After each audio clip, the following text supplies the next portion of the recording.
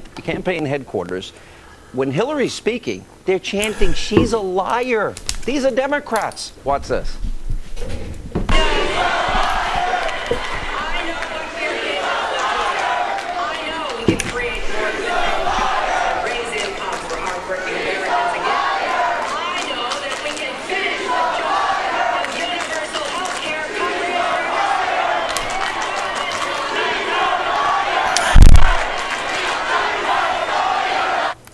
Okay, and that's the Hillary Clinton speech, and I just thought it was funny. I saw that today where Bernie Sanders' crowd was sitting there saying she's a liar. Basically, they're upset with how things went in Iowa. Some of the concerns that are out there, well, a few concerns that are out there. This is Francesco Abbruzzino. This is the Uncensored Report. It's a one-man operation, from everything from the production of this to the research to the online content. Social media, everything. I do everything. If there's a post, it's coming from me. My daughter used to help a little bit, but now she's too busy with college. So this is unedited, unscripted, and basically I go out, I pull out some information that I want to opine about. That's my sort of rogue rant on it. And then I have, I started off though covering the national news that's on the Scoop National News page, my other page, and take it from there. So let's go ahead and get started. Let's get rid of old Sean Hannity there.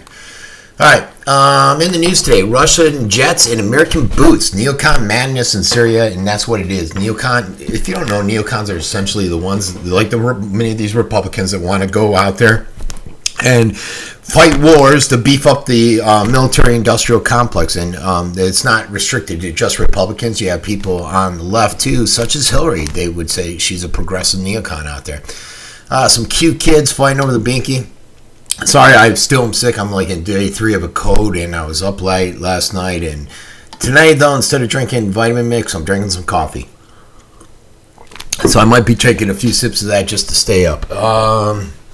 Donald, this just made me laugh, put a smile on my face. Nobel Peace Prize. Why the hell not? Obama got it when he first went into office, and now how many countries has he gone in and bombed? So I'm sure that's going to get a lot of interesting commentary out there. Well, actually it isn't right now, but it was just put up. What's this? Eagle flying on a GoPro. I just thought it was neat. Look at him soaring through the air.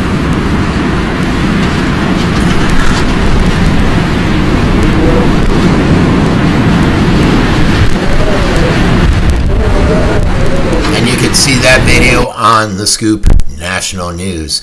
Let's see what we got here. We got Bernie, and he's talking about how he pushes free education and everything. They come out and they crunch the numbers at King's College, and they say essentially middle class taxpayers will have to foot out $750 billion for a plan like this. So let's go ahead and take a listen.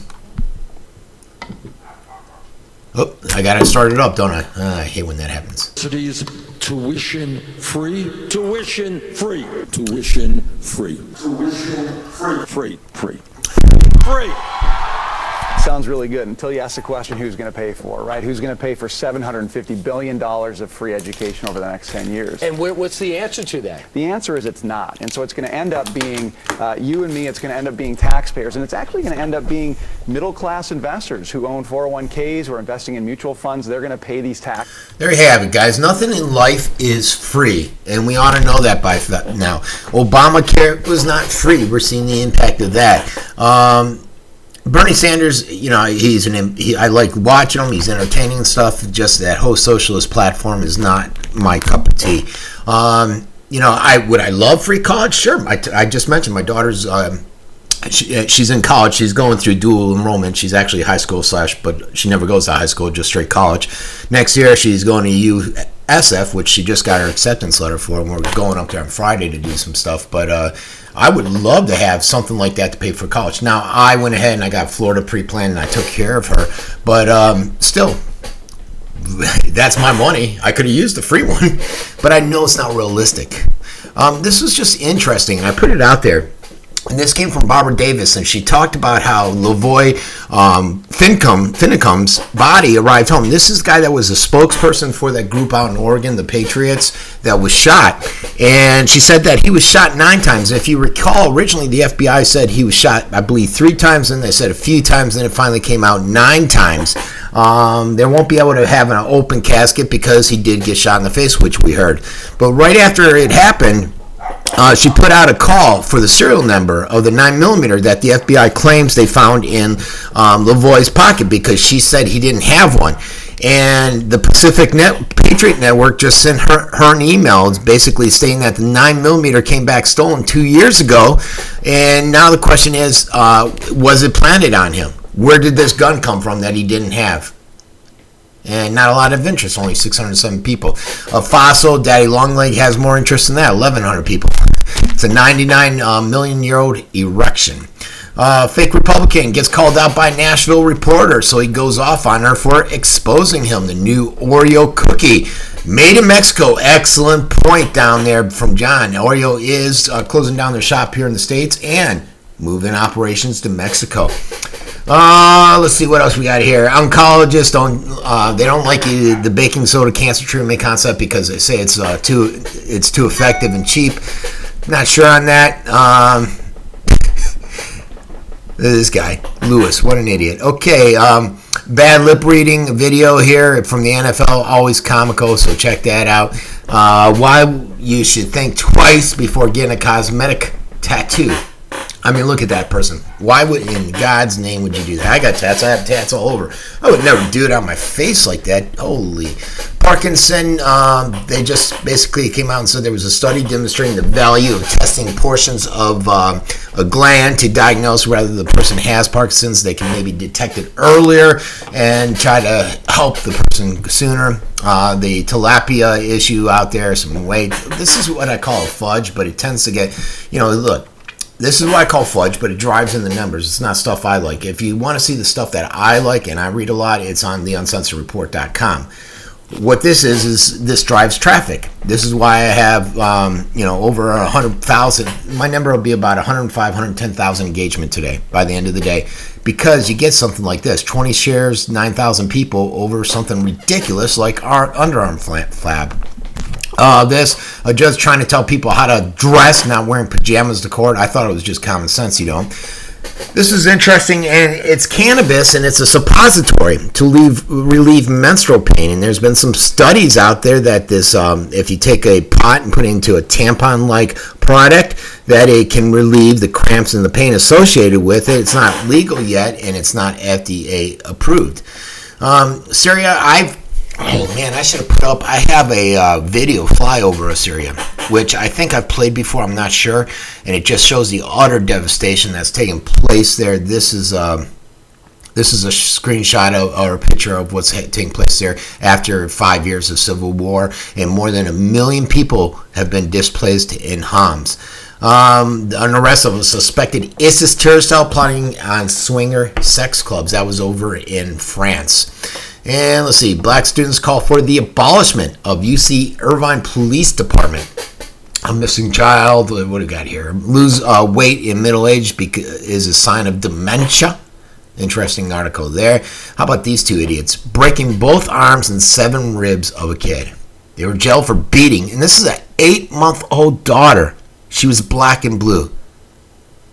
Utterly disgusting. All right, someone's got 163 million. They haven't claimed it yet. They were talking about the alarming increase in concussions on the football field. There is a guy out there who's trying to get people to not watch and to boycott essentially the Super Bowl because of this issue. And I say watch it. Half the people watch it to care less. So you can see, look, 773 people on that, but 9,000 people on the body flap. The algorithm's new. Oh, that's funny. All right, Lady Gaga. She's going to be singing national anthem at the Super Bowl. I just thought this guy's name was funny. Boozal Dudu Zippity Bop Bop Boo. Luckiest dog in the world after getting shot by a bow and arrow. This is Sean Hannity, and he's talking about that Bernie Sanders, which I showed you earlier. Baby laughing at pug. This is interesting. This is Ben Swan, and he talks about the executive orders. So let's take a quick listen. Series of issues, including his recent announcements of executive action on gun control. Well, now the Supreme Court is taking a look at whether the president has been going too far. Has he? This is a reality check you won't see anywhere else. What you're not paying attention to is the fact that I just took an action to change the law. That was President Obama explaining why he decided to take action on immigration, because Congress, he says, wouldn't act. The truth, the president may regret those words now that the Supreme Court is taking a look at whether his executive action on immigration went too far. But it's not just immigration where the president has been using large numbers of executive actions. He's announced dozens of executive actions on gun laws over the past 3 years. No matter how many times people try to twist my words around, I talk constitutional law. I know a little bit about this. Well, so many people have jumped on these kinds of statements and saying that President Obama has no regard for the Constitution, that his executive action demonstrates that he acts more like a king than a president. In fact, lots of claims on the internet insist that President Obama has issued more executive orders than any president in recent... All right, and you can finish listening to Ben Swan. He's with CBS. He does a terrible job at researching stuff, and it's not just Obama. I think Obama's gone over and beyond, and he's made some executive decisions on issues that are pretty touchy, like gun control, the Second Amendment, immigration, which is sparking a lot of debate out there and bringing more attention to it. But all the presidents do it, and the constitutionality question is a concern out there. Let's see, the test there, just fluff. Cocktail guide offers recipes made with urine. Okay. Poor guy, Utah teen without limbs shows off his dance moves. This is the young lady. This lady received this. This young girl received this lady's son's heart. Interesting. And let's see, border fence and closing a historic golf course. This is that plane. It blew wide open. And let's see if we can get.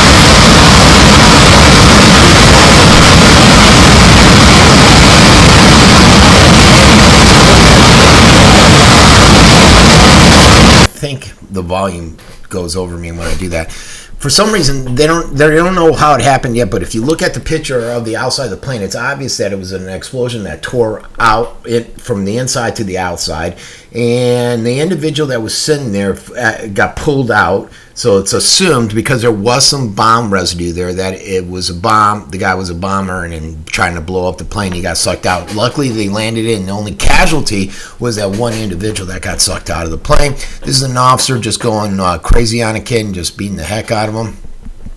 What else we got here? Twister and jail out but innocent. Record number of people are exonerated in 2015. National campaign launched to abolish education. I haven't read that yet. I'm going to read it tomorrow or later today. So I just posted it this morning, and I'll probably opine on it tomorrow.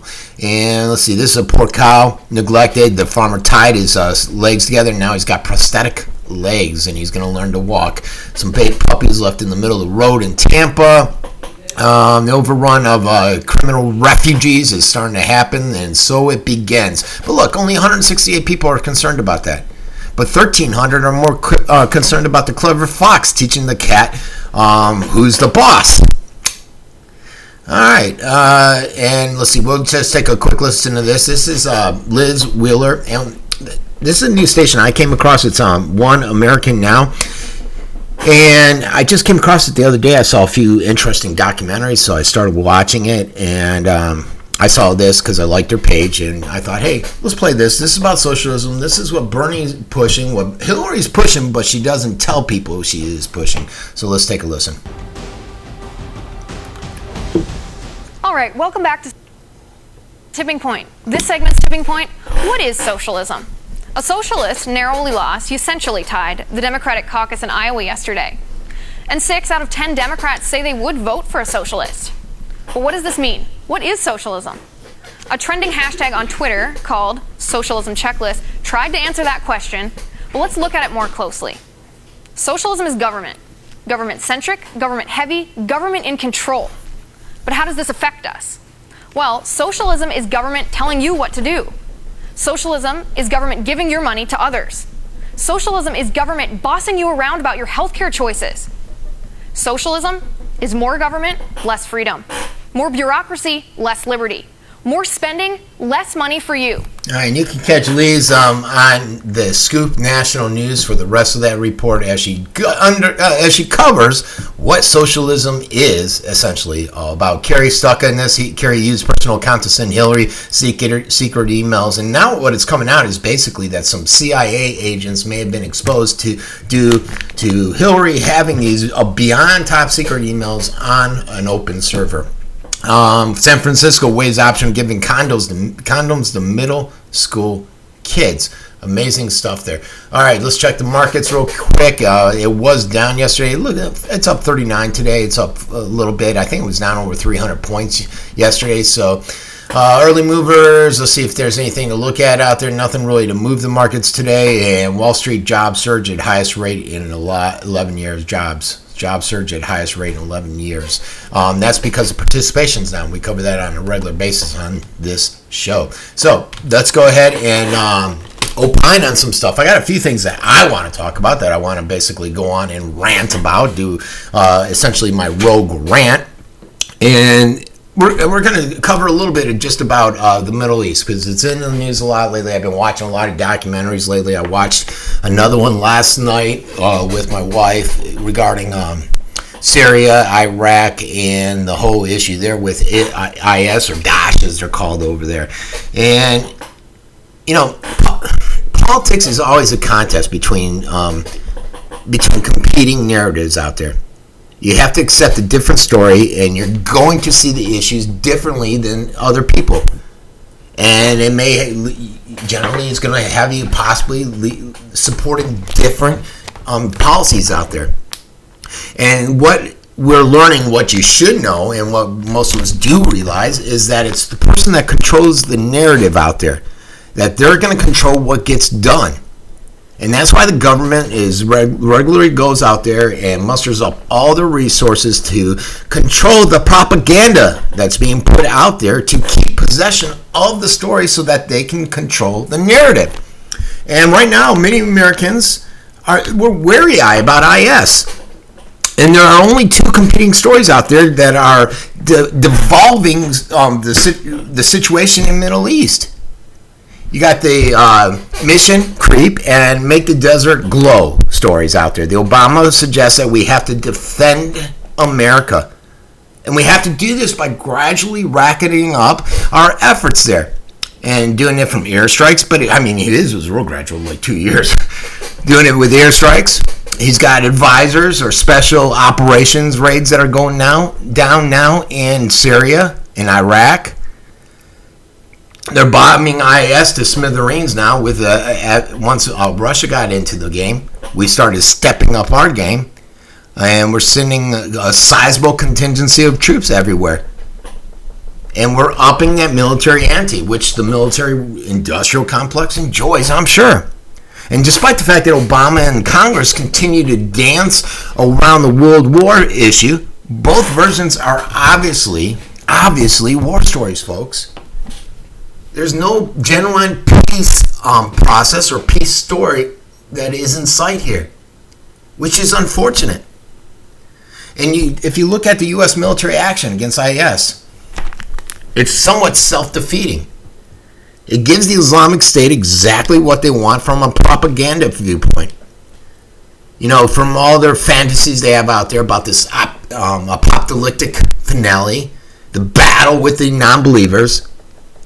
The movement is not in any normal sense either planning to attack the United States or even capable of coming here and attacking the United States. Sure, they could throw out little cells and, blow up a World Trade Center and stuff like that, but no massive army is coming here to attack us.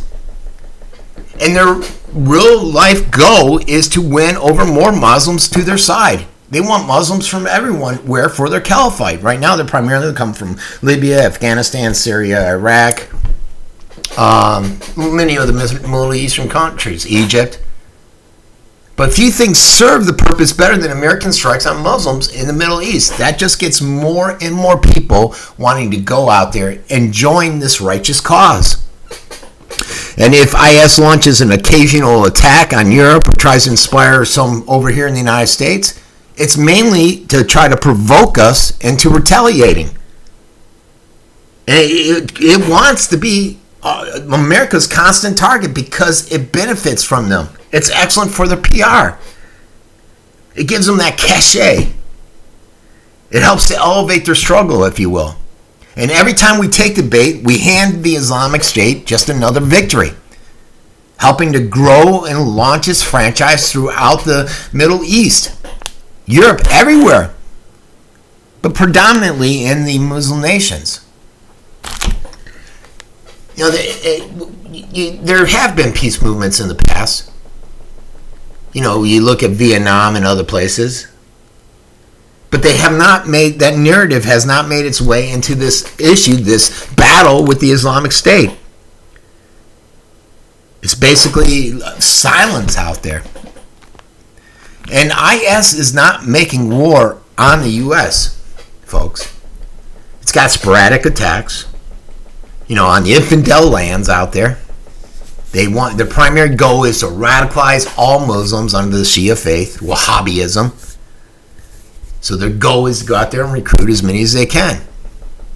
And all these IS strategies that you see that are being put in place are to win Muslims over to their side, to gain traction, and predominantly to move forward and take more Muslim lands. If you think about it, that's where the vast majority of IS directed and inspired violence is happening. The problem for the Islamic State, though, is the vast majority of the Muslims out there just aren't buying into it. They don't like the story. They don't like the narrative that's being told. And IS is making enemies everywhere that it goes. The story I was watching yesterday was just, it covered how the Shiite and how Iran's influence in the Shiites over there in that little part of Iraq, the Kurds, the Christians. Nobody likes these guys. And even many of the Sunnis that support them don't like them. And that's because they're not buying that narrative that the IS is trying to put out there. But every step we take with this group, we're going deeper and deeper into a civil war between the Middle Eastern countries. And it's going to make us vulnerable. Each step we're becoming more and more vulnerable to this. And the stronger we are against IS, the more excuses and incentives we give to try to attack us. And the easier it is for them to get more recruits. Every time there's an issue with the United States, their recruitment will go up to get the job done. And the best way to protect us in America here is to transcend our fears. Refuse to take sides in this civil war. Back off. Pull back a little bit. You know, if you compare this to Vietnam, we intervened in Vietnam, and the war cost us about 58,000 lives, American lives. It did untold damage, folks. Untold damages to the countries over there, to our vets, the vets that survived, and the many of the Vietnamese, the country, like I said. It shows us that no matter how superior our technology is, we could not swoop in and just win someone else's civil war. Our intervention is bound to do more harm than good in many ways. If you look back 50 years later, we are repeating the same self-defeating mistakes here. And military action against the Islamic State is leading us into another Vietnam-like quagmire. This time in Iraq, Syria, Libya, the greater Middle East. And once again, we have immersed ourselves into a complex civil war abroad with no strategy or no narrative that will lead to victory. It was wrong then, it was wrong now. I put out where it was wrong for us to go into Iraq. There was no evidence of WMD. And if you look at it, we don't have a stellar track record when it comes to this stuff, folks. When it comes to intervening into other people's civil wars, we got a losing record. And we intervene on a selective basis. If you look over the last 2 decades, we stayed out of brutal conflicts like in the Congo and Sri Lanka. So a decision not to intervene militarily in a foreign civil war should be familiar to many Americans. And it shouldn't be a problem to sell that narrative. And to become neutral, is not to condone the grim brutality out there or the reactionary values of the Islamic State, IS. And IS is not involved in what we call a conventional war that you would think it would make up most civil wars out there. You know, you have two sides going at it. They fight for control of one single nation. That's not what's happening here in Syria, or even for that matter in Iraq. The number in Libya too. The number of factions involved in the struggle, including the Assad, can't speak today, Assad's regime, the rebels, al-Nusra type organizations out there, Al-Qaeda linked organizations out there, the U.S. linked organizations. It's bewildering. There's many forces going at it with each other. And you have these forces that are going against Syria, but then internally you have these forces fighting each other also. And IS is fighting for control not just of Syria, but for all Dar el-Islam and many other movements, many other factions, and forces are involved in what it's not a Syrian civil war, it's a Muslim civil war. And if you talk out there to some observers, they're quick to simplify it into a battle of traditionalists versus non-traditionalists or modernizers. U.S. mainstream media usually translates it into a desire for us to intervene in behalf of those that want to modernize. Get away from the traditionalist. But is that really what it is? You know, if you look at this whole, what they call the Dar el-Islam, you have Sunni traditionalists there. They're battling Sunni traditionalists. Al-Qaeda is fighting ISIS. Okay, essentially they're the traditionalists out there. Modernizers join in the traditionalists to fight the traditionalists, you know, like Turkey and Saudi Arabia, an uneasy alliance. They're in there to fight. Sunnis and Shiites become allies, like the Kurd Sunnis and Iraq Shiites against IS. The U.S. supports all the Shiites, like the government of Iraq, and Sunnis, like the oil-rich Gulf states, while we resist helping the Shiites of Iran or the Sunnis of IS. That is very confusing. It's not a clear picture. It's not a clear narrative. There are not two clearly democratic sides here. It makes no sense to cast one side as the good guys, one side as the bad guys. Send our planes in, send our drones in, obliterate the bad guys. And it's bound to lead to incoherence out there. Incoherence and disaster. Especially in this situation with the IS. And in some cases, you know, it makes us no better in their eyes than those damn Saudi Arabians. And giving the confusion, some might say chaotic, this maze of intra-Muslim conflict is equally senseless to go on promoting the American fantasy of imposing order there. And the Muslim Civil War story leads directly to radical change in policy. And we need to stop trying to impose Made in America order. Made in America order Dar el-Islam. Dar el-Islam. Give it up. Give up this dubious gratification against another war of evildoers. Instead, genuine humanitarian aid might be better.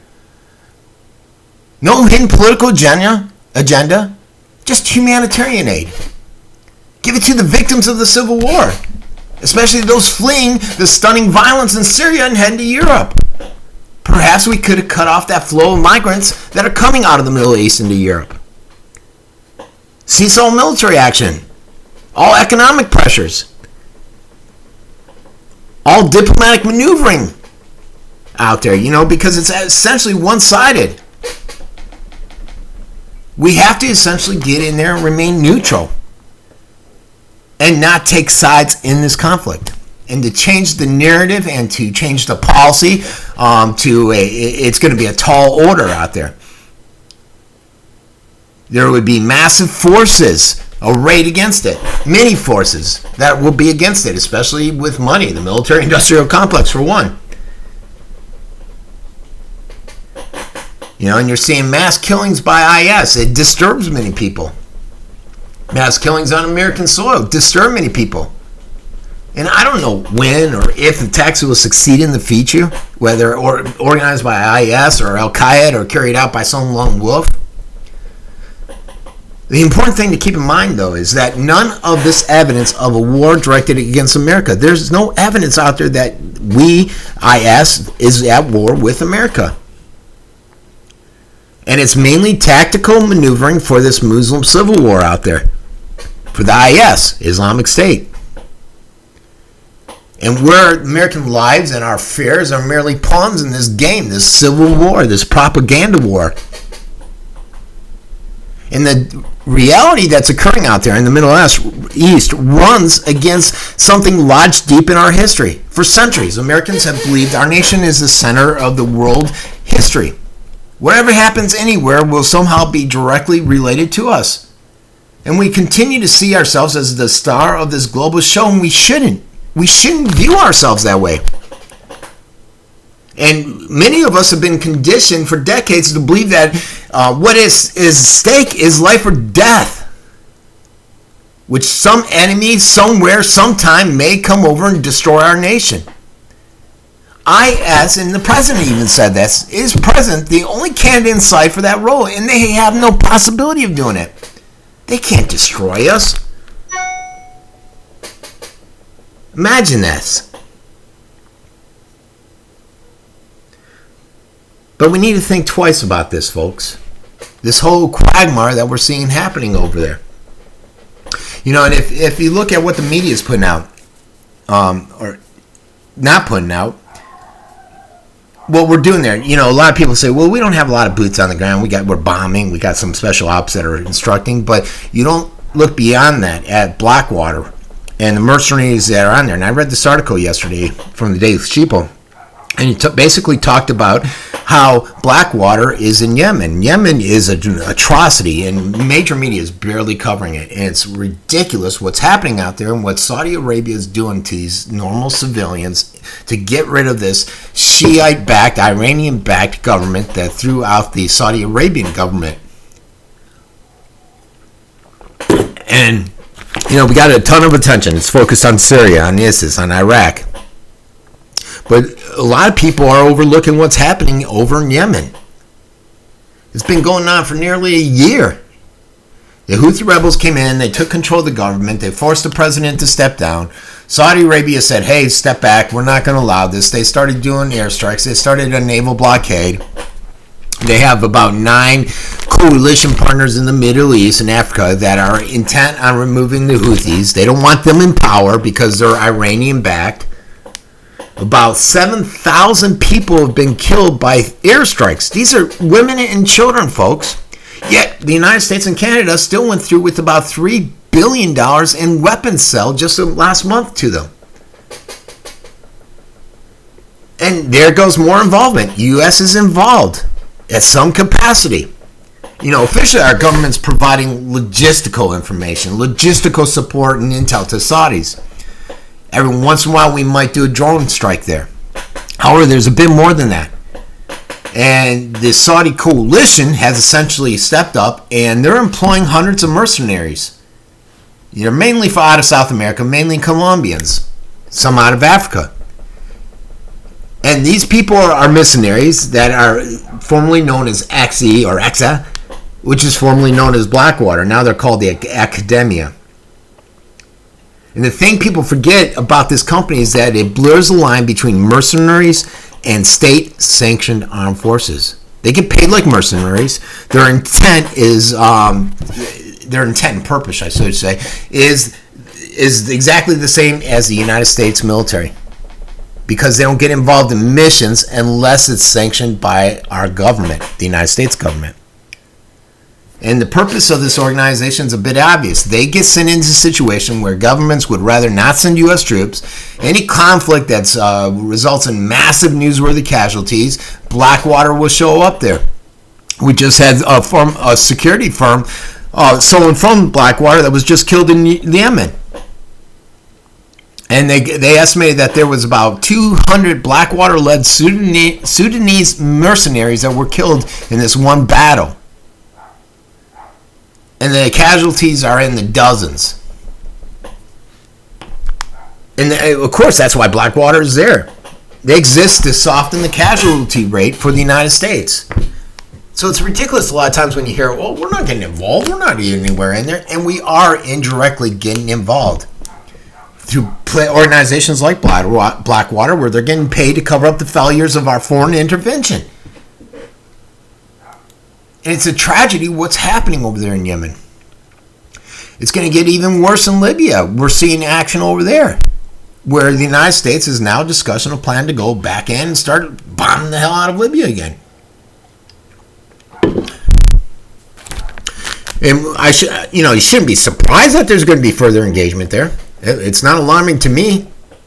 It won't shock most of us that we're going into Libya again, especially when you look at the fact that there's several. ISIS has gained a tremendous amount of land there.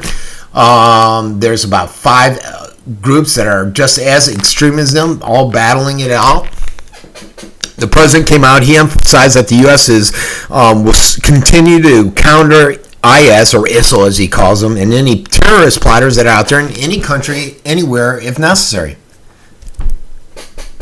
And he also noted that ISIS and their affiliates and other violent extremists will not find a safe haven in a country that has poor or limited governance, such as Libya, or that supports ongoing terrorism, such as in Libya. And as a whole, Libya qualifies as such an area with limited power and governance. That's where he's basically talking about. That didn't come about until the demise of Muammar Gaddafi, who brought that on the United States. And this guy was not a good guy. As Hillary said, we came, we got him, we killed him. He was sodomized and everything. But he had control of the masses there. We didn't have the turmoil that was there. Life was better off for the people then. It was miserable then, but it's better than what it is now. So the president's thinking about extending military action over there into Libya. And he's doing it under the guise of fighting ISIL. And that's why we're worried with this Wartime Act that they're trying to push through. Because he could basically send troops wherever he feels it's necessary to fight an ISIL threat. And it could be on U.S. On the United States, in any state, any small town USA, if he believes there's a threat of ISIL there. We've already intervened there. November, when we F-15 went out there, they killed an IS member through an airstrike in Libya. In December, he was out there, Obama, with a narrative of inevitable military engagement there. But he's empathetic that no boots are on the ground. Well, that's because he can send in Blackwater. And saying no boots on the ground, it's like an obligatory farce with him. And it's intended somehow to pacify the American public. In fact, boots will be on the ground there. Bombs will be there. Drones will be there. It just depends on how you look at the situation. And full engagement in Libya is evident. It's a foregone conclusion. It's a matter of objective and concerns. What will they put out? The propaganda they will push to sell this onto the American people so that we will buy into the fact that we need to go into this country and destroy it. And I don't know if that's necessarily needed. A lot of people will say, well, we brought it all on. We brought on a lot of the misery that Syria is going through now. So, yeah, we need to go in there and take care of it. Yeah, I get that. I'm a little short on time. Let me see. Well, I wanted to talk about one other thing real quick, and then I might play my rant from last night about the economy. But this is science have been granted permission to go out there and do genetically modified humans, and it's a little concerning to me. And what can be done with this? To what extent will it be controlled?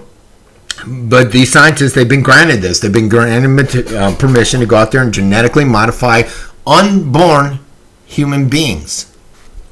They'll go in, they'll take these embryos, and basically they can edit the open door that's there. And it'll create these designer babies, possibly, the genetically modified humans. And the concern is the risk of future genetics have and have-nots. Will we see a new world of inequality, discrimination, and conflict? I mean, just imagine somebody's out there, they have a custom baby design with good looks, they're intelligent, they're a good athlete, longevity, and because they have the money, they're able to go out there and get this baby genetically modified. And these kids will go out into our society with a tremendous advantage over everybody else. They can become wealthy. They can become successful. The implications here could be horrifying. You know, and ever since we left Eden, scientific advancements for the good or the ill have been a given. They're a given out there, folks. But will we avoid the development of genetically modified babies, genetic technology, any more than we did in nuclear weapons? And proceeding differently will no doubt make the progress slower, but progress, the research will. It will not stop. It's going to go down that road. It's just how we're going to control it. And, you know, does it have legitimate applications? Genetic medical treatment, I don't know. You know, they say possibly it could cure Down syndrome, spina bifida, other conditions or abnormalities in the womb. That's a good thing.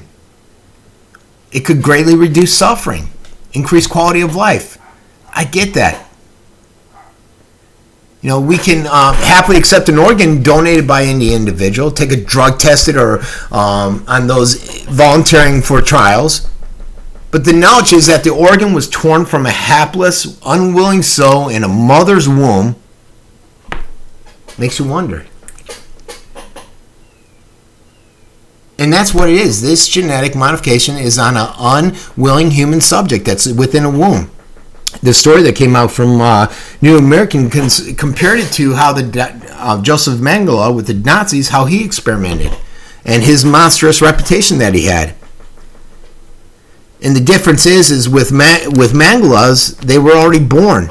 Whereas today, these are genetic adventurers, and they're using embryos, and they're saying, well, they're not really born yet. And I guess it all depends on when life begins. What's your viewpoint on when life begins? You know, saying otherwise, gentlemen, you got there. You get motivated by desire to advance development, advanced concepts, advanced ideas. And it sometimes leads you down a road that may be better traveled at some other point in time. There's only one moment that matters here, and that's when conception is. That's the key point with this whole issue. The key issue is when is conception, because you got an unwilling human. The other key point is, or concern is, having these designer babies. But on the conception part, without it, there's no development as a human because there's nothing human to develop. That's what some people are out there thinking. The person will start developing and continue changing until naturally induced at death, whether from cancer, miscarriage, or whatever it might be. So the conception, the moment of conception, when does this embryo become human? And is it morally right to go in and genetically modify this embryo? That's the question out there. All right, what we're going to do now is let me switch screens here. Being a one-man operation sometimes can be a pain. All right. We have about 10 minutes left, and we'll be at 60 minutes, I think, something like that. So we're going to play this. It's about 4.5 minutes. It's me doing a rant yesterday on the economy. I'll just end the show after that, so I'll tell you now. This is Frank Abbruzzino. Go to the Uncensored report. Check out Longevity for your vitamins and minerals. I'll be back tomorrow. If you want to drop me a line or with any questions, concerns, or to tell me how much you hate me, feel free to do it on any of my scoop pages on social media, on Facebook, Twitter, or I think on Twitter I'm actually the Uncensored report there. And that's it. So this is my rant that I put out yesterday, and you will see the full one. It's about 4.5 minutes. Everybody, this is Francesco Abbruzzino with the Rogue Rant. Today I want to rant about the economic reality versus the fantasy land that this guy, President Obama, apparently seems to be living in today. You know, we got the first month of January behind us. 2016, January's gone. Expectations for economic growth remain one of the top concerns with the voters this election cycle, especially after the dive in the stock market. Most presidential candidates, they've laid out their plans, the direction they want to go in. Granted, I get it that the president is not responsible and doesn't run the economy, but he influences the economic policies, which is a key characteristic of his presidency. And more often than not, the president's success, or failure for that matter, are attributed to the lead in the nation's economic growth that we see. And economic growth has been scarce for the last 7 years. You know, Brock can get up there, he can boast otherwise, and he makes claims that aren't backed up by evidence. Just look at the GDP. This is the value of everything that we produce, folks. And it's shown that the economy has expanded just a paltry 0.7% last quarter, 2015. Yet some economists contend the economy is healthy, it's great, full recovery. Can you feel it? The overall picture of the economy is abysmal, especially when you compare it to the economic growth that we saw decades following World War II. And essentially, we have suffered a lost decade. A lost decade, at least by our American standards. From World War II to 2005, the U.S. economy grew an average of 3.5%. That was the norm, but not in Obama's America. No, it's changed. No, in his America, it's at 3%. And it may not seem like that much of a difference, but it is. The difference is between a $21 trillion economy or a $23 trillion economy. A significant difference, folks. This is the economic reality we face. In addition to poor growth, there's additional indicators that the economy was not fully recovered and that we have a long way to go. Recall back in December, Federal Reserve, they raised our rates on us for the first time in 9 years. They did this under pressure, saying that the economy was recovering, even though all indicators indicated this would be a mistake. The stock market, which is a barometer of economic confidence, was taking a hard hit. We've all felt it. And likely, at least part, because of this rate hike that we saw out there. Yet, there is talk that the Federal Reserve may raise rates again. Despite all the evidence out there that the economy is weaker, not stronger, that our growth has remained stagnant, not expanded, that there is enormous economic uncertainty out there among the American people and businesses. But Obama refuses to acknowledge this or to accept the blame. Instead, he'll go out, he'll do a weekly address or a State of the Union, and he'll brag about it. He's confident about the future.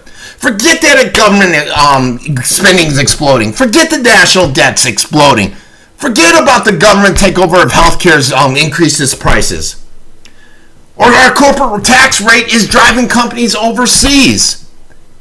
As the 2016 primaries are now underway, every voter needs to consider and ask the following questions. Do we want to continue down Obama's path of socialist policies that have resulted in the ruin of America? If the answer is yes, then you want to vote for Hillary or Bernie. Or do we want to halt the socialist policies of Obama and prevent the destruction of America's economy? If your answer is yes to this one, folks, then the choice is equally clear. Vote for the candidate that best understands our God-given rights. Free market principles, folks. Limited government. That doesn't mean government all over and all of our business. And who has the track record for lowering taxes, and who will get out there and reduce regulation, not increase it? This is the stuff you got to look at. This has been Francesco Abbruzzino with another Rogue Rant.